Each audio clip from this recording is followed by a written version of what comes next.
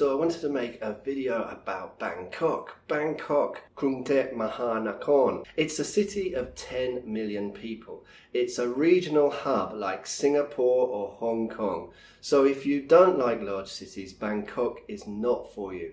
But I love Bangkok. I can always find something I'm looking for here, like a piece of electronic equipment, clothing or something like that. Fast moving, dynamic, and always exciting. It comes with its own drawdowns, and the one thing everyone always mentions is the traffic. I've got to say, I've never had a problem with traffic in Bangkok, and that's because I choose when I travel. Bangkok is probably a terrible place to commute in. However, there are some great transport options. The taxis work really well. They are cheap as long as you use the meter. You have Uber, I think, but definitely Grab Taxi here. Grab Taxi is Uber's equivalent in Asia, and you pay cash and it works really well. If you have to travel during the rush hour, then you should use a motorbike taxi, which will dodge the traffic to a certain extent. As a location-independent digital nomad type person, you're not going to have to travel during the rush hour. Where I like to live is a place called Thonglor, which is on the SkyTrain, the BTS, 6 or 7 stations outside Siam Central Station. What I love about Thonglor, not only is it centrally located, but there's some great cheap street food here if you go to the junction of Soi 38 and Sukhumvit.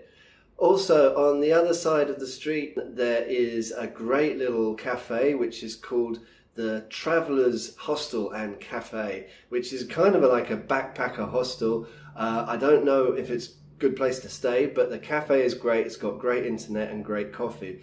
But there are loads and loads of cafes stroke co-working spaces all over this area of Bangkok. And I would advise you to live at any of the stops along that line, like Egamai or Onnut or any other BTS station. The BTS is air conditioned, and if you can get on it easily, then you are pretty much connected to every part of the city. And there are Facebook groups where you can find some good quality, reasonably priced places to stay. You can find a nice apartment for $400 to $500 a month.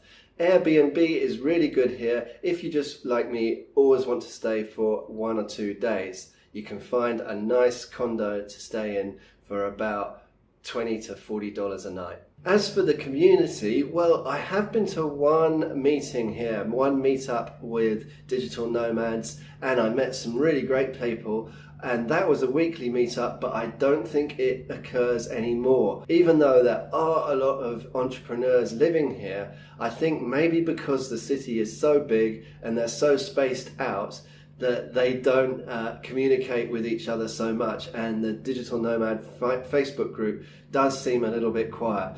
So again, nothing to compare it with Chiang Mai, where there is a huge entrepreneurial community, but there is still a lot going on here. And it's a capital city, so you're always going to find events and things to do of an entrepreneurial nature. The climate, again, it's not as good as Chiang Mai. It is hotter here, and the rainy season is rainier. I've just checked this online because I've experienced this in the last few days. It does seem to rain a lot here. And Chiang Mai at the moment is amazing. It only seems to rain for 10 minutes every day, and it's cooler. And the high season, the winter, it will be hotter here in Bangkok than it is in Chiang Mai.